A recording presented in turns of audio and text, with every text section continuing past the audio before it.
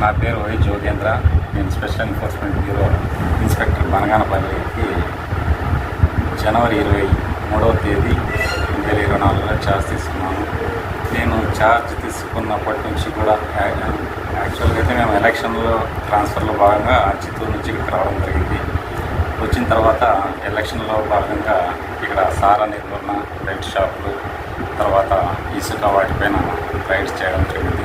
మేము నేను వచ్చినప్పటి నుంచి 260 కేసులు బుక్ చేసి 205 మందిని అరెస్ట్ చేయడం జరిగింది.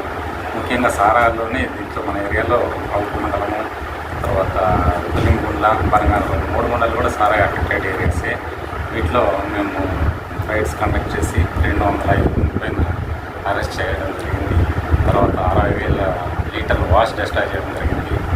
అదేవిధంగా 4,600 లీటర్లు సారా సీజ్ చేయడం జరిగింది. 60 బెల్ట్ షాపులు 60 మంది పైన కేసులు బుక్ చేసి 200 లీటర్లు టీపీఎల్ కూడా సీజ్ చేయడం జరిగింది. గతంలో ఈ 3 మండలాల్లో కూడా ఎక్కువగా సారా ఉండదనే దానిలో భాగంగానే మేము ఎలక్షన్ టైంలో బాగా రైడ్ చేసిన ఉన్నతాధికారుల ఆదేశాలతో ఈ కేసు నమోదు చేసి మ్యాక్సిమం ఎలక్షన్ టైంలో అయితే కంట్రోల్ చేయడం జరిగింది. తర్వాత కూడా ఇదే విధంగా ముందుకు పోయి ఈ సారాయి రహిత గ్రామాలుగా ఏర్పాటు చేస్తామని మేము హామీ అయితే ఇవ్వగలుగుతున్నాము. మేము రోజు రైడ్స్ చేస్తూ నైట్ రూట్ వాచింగ్ చేస్తూ ముఖ్యంగా సారాయి కాబట్టి మన ఏరియాలో ఉండేది నిర్మూలించడానికి ప్రయత్నిస్తున్నాము. అదేవిధంగా డ్రగ్స్ ఇప్పుడు ఈ జూన్ 26 యాంటీ డ్రగ్ డే నిర్వహించాలనుకుంటున్నాము. దాని గురించి కూడా మేము కాలేజ్లో అవేర్నెస్ క్యాంప్స్ ఏర్పాటు చేస్తున్నాము. పిల్లలకు దాని గురించి డ్రగ్స్, గాంజా, దాని దుష్పరిణామం గురించి రెగ్యులర్గా మేము టచ్లో ఉండే వాళ్ళను దీనికి ఎన్లైట్ చేయగలుగుతున్నాం.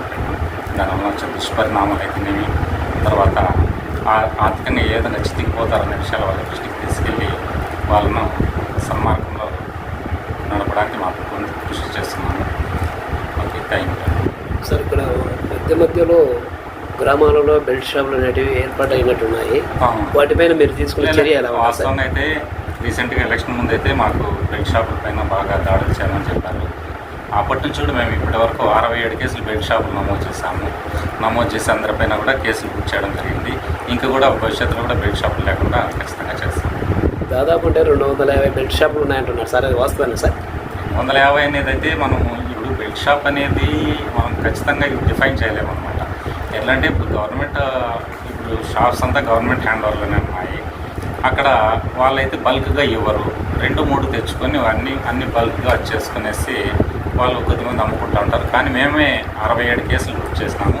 250 అనేది అయితే రాంగ్ ఫిగర్ అని నేను అనుకుంటాను. కొన్ని షాపులలో కొంచెం మంచి క్వాలిటీ మందులను కూడా డిస్పాచ్ చేస్తున్నారంటున్నారు సార్, అది వాస్తవమేనా సార్? అది షాపులు అనేది మా పరిధిలోకి రాదు, అది ఎక్సైజ్ పరిధిలో. మేము ఓన్లీ ఎన్ఫోర్స్మెంట్, దాని గురించి మాకు అవగాహన. Thank you sir.